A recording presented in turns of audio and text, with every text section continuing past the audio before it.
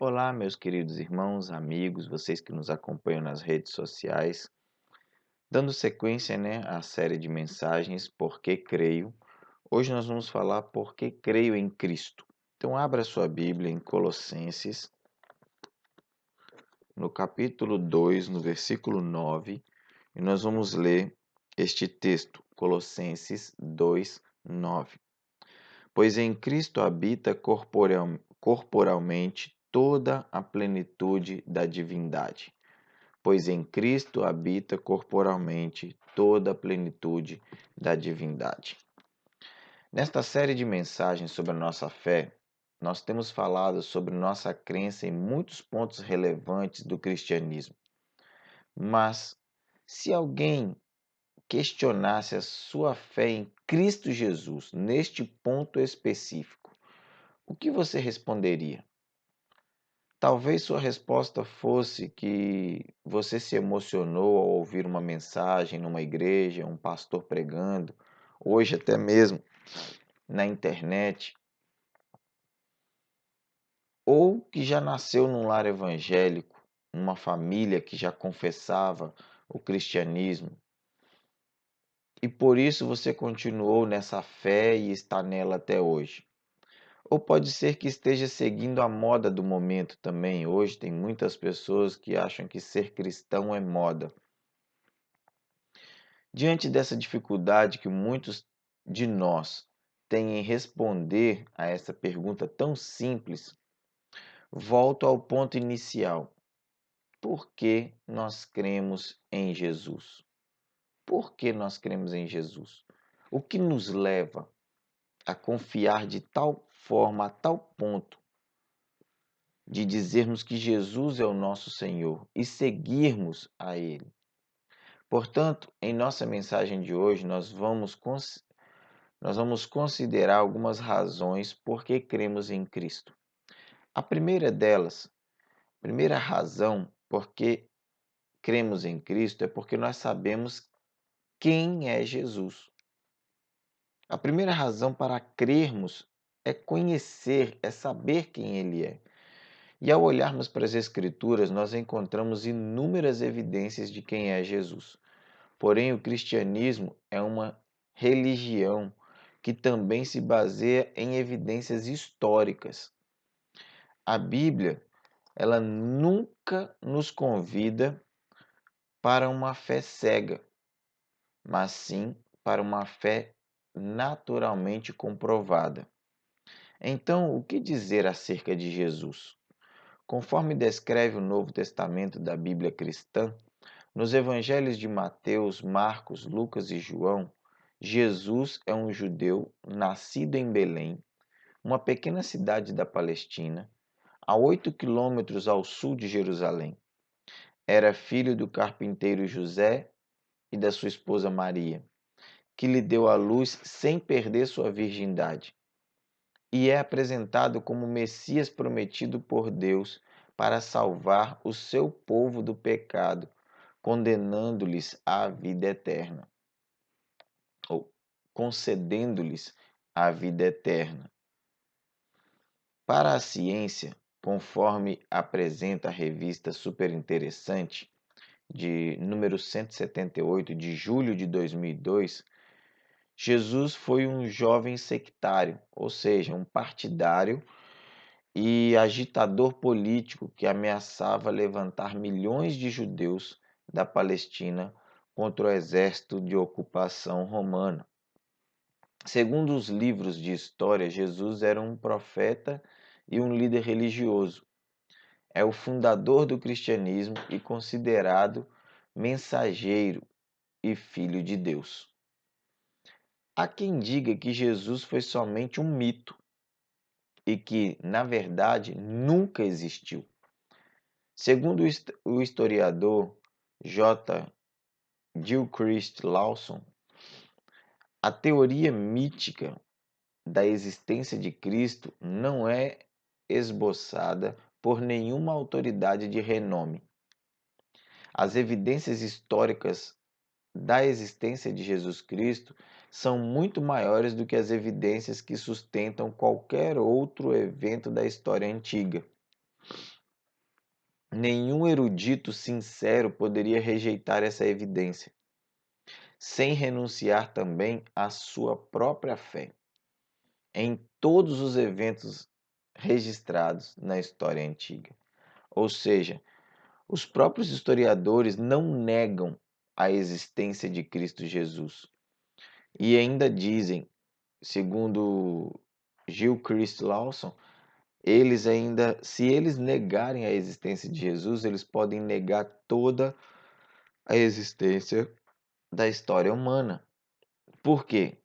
Porque Jesus tem muito mais comprovação do que a história humana. Mas vejamos o que a Bíblia nos fala sobre Jesus, então. E você, Mateus capítulo 16, verso 15 e 17 e João 4, 26. E vocês? Perguntou ele. Quem vocês dizem que eu sou?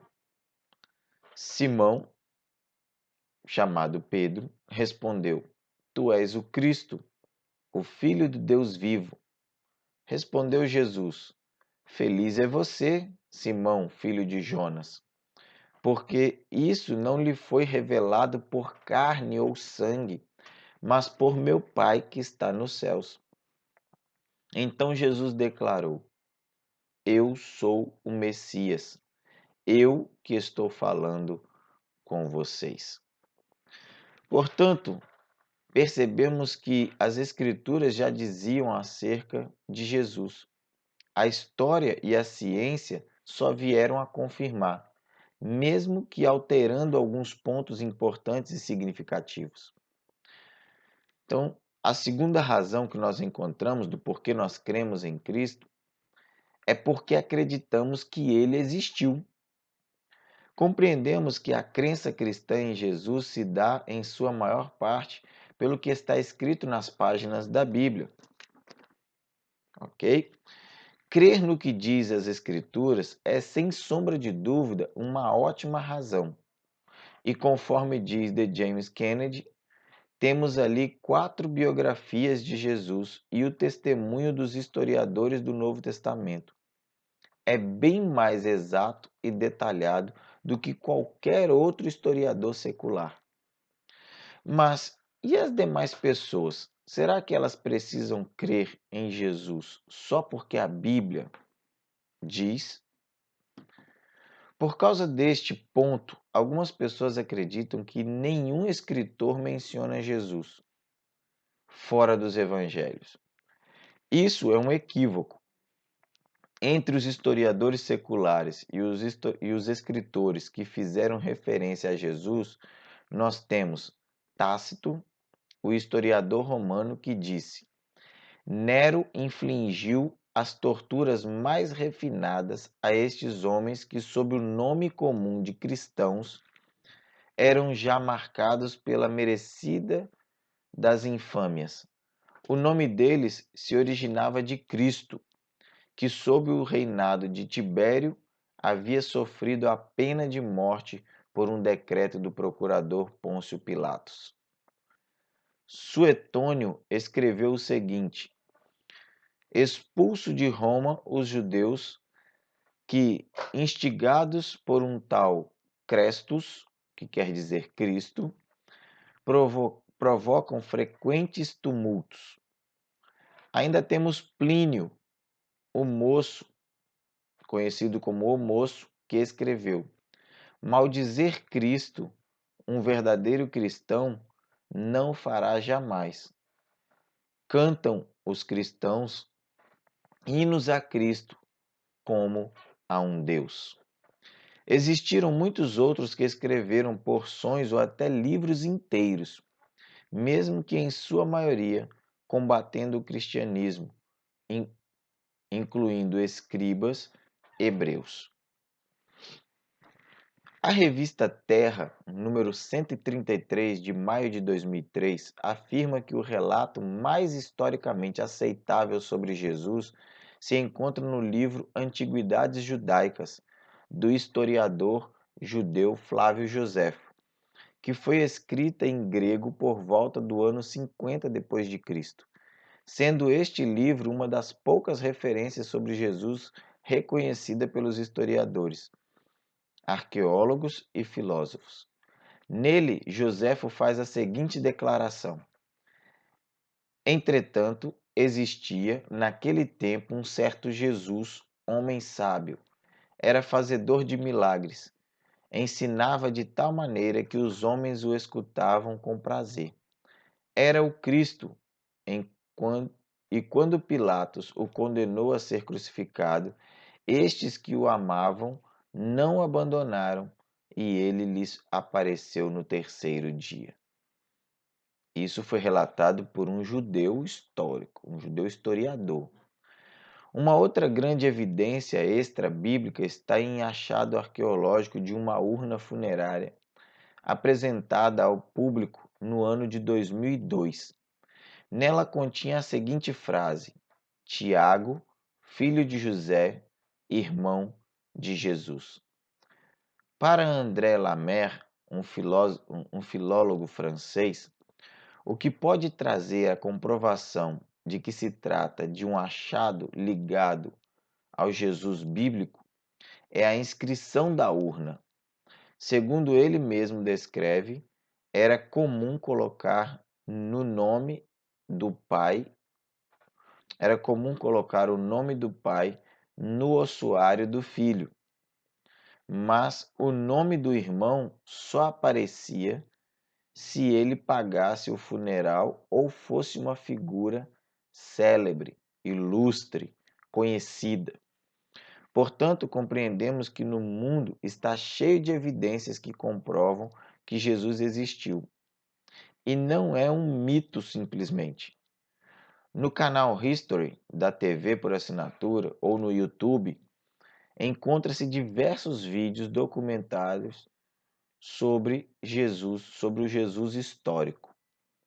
Eles não creem naquele Jesus que nós acreditamos, no Jesus Filho de Deus, no Jesus que operou milagres, maravilhas, mas eles acreditam no Jesus histórico. E lá eles mostram vários vídeos que têm evidências concretas da existência de Jesus.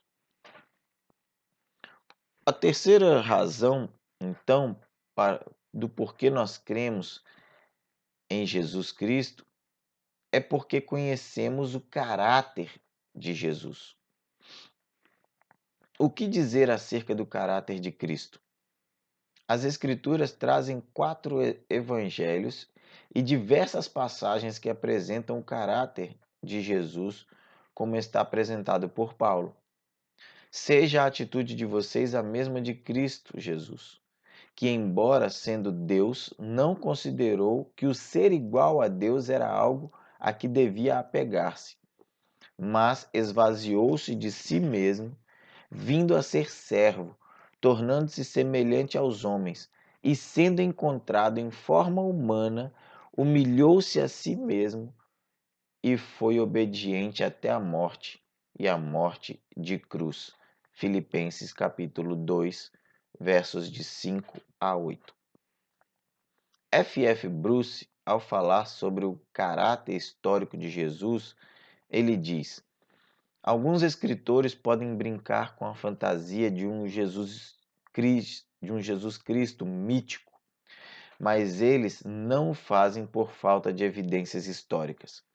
A historicidade de Jesus Cristo é tão axiomática para os historiadores sem preconceitos com a historicidade de Júlio César.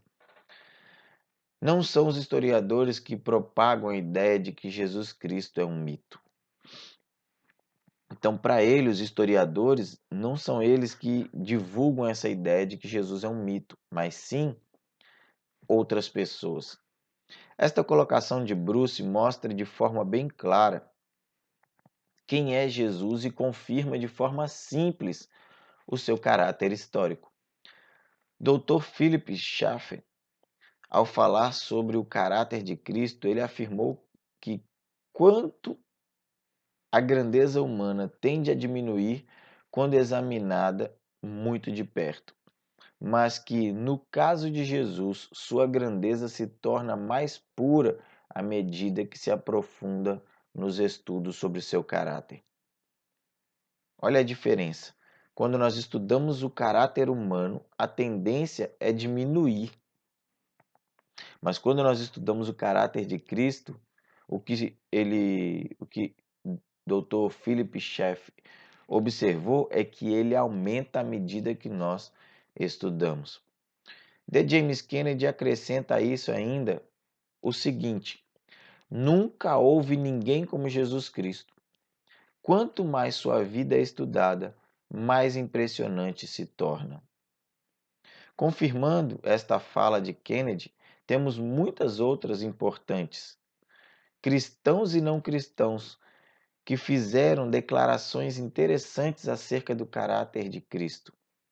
Jean-Jacques Rousseau, um intelectual francês e por um tempo um grande oponente ao cristianismo, admitiu em uma de suas obras, em sua obra Émile, que não poderia se fazer comparação entre Sócrates e Jesus.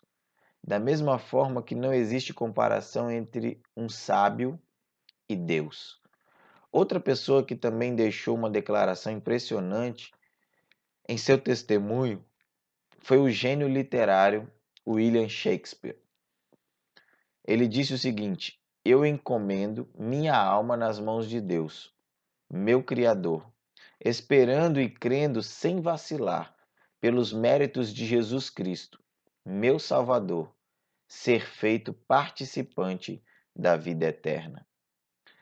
Nós ainda temos Leon Tolstói, gênio russo das letras, que por um bom tempo foi ateu dos mais extremados, que disse o seguinte: durante 35 anos eu fui, na acepção própria da palavra, um nihilista. Não socialista revolucionário, mas um homem que não cria em nada. Faz 5 anos que a fé aconteceu em minha vida. Eu passei a crer na doutrina de Jesus.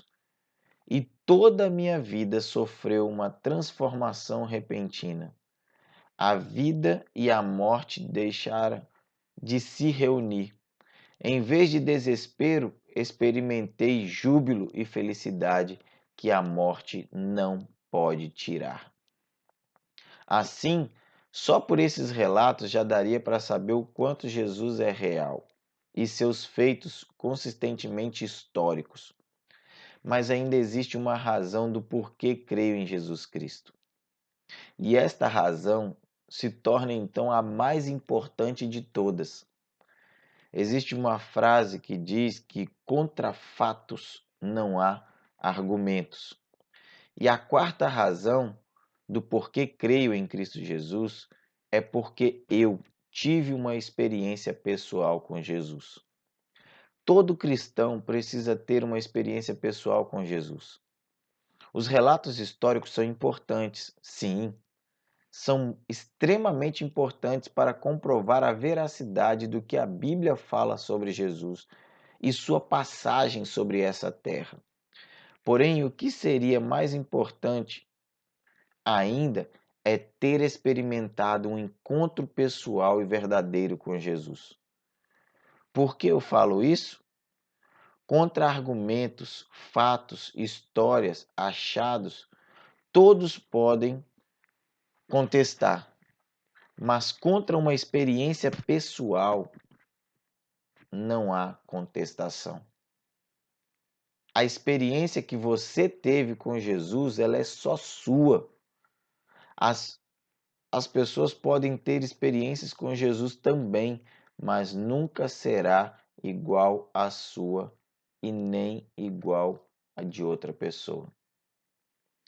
Você conhece a história de Paulo? Fariseu dedicado e zeloso que perseguia os cristãos por achar estar fazendo o que era certo? Muitos cristãos morreram, ou por sua mão, ou por seu consentimento. Contudo, um dia, no caminho de Damasco, ele encontrou Jesus, teve uma experiência pessoal com ele. E a partir dali, sua vida foi totalmente modificada. Este relato está lá no livro de Atos, capítulo 9, versos de 1 a 31. William E.H. Leck, se expressou da seguinte forma acerca de Jesus. Ele disse: foi reservado ao cristianismo apresentar ao mundo um personagem ideal, que através de todas as mudanças de 18 séculos tem enchido os corações dos homens com um amor apaixonado e tem se mostrado capaz de agir em todas as épocas, nações, temperamentos, condições, e que tem apenas sido o mais elevado padrão da virtude, mas também o maior incentivo à sua prática. De acordo aos relatos acima citados, quero compartilhar um pouco da minha experiência com Jesus.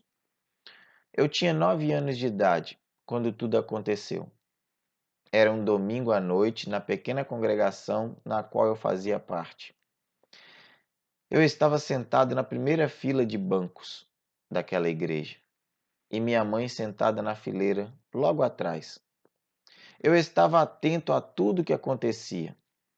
O culto era especial para crianças. A mensagem voltada para o nosso entendimento.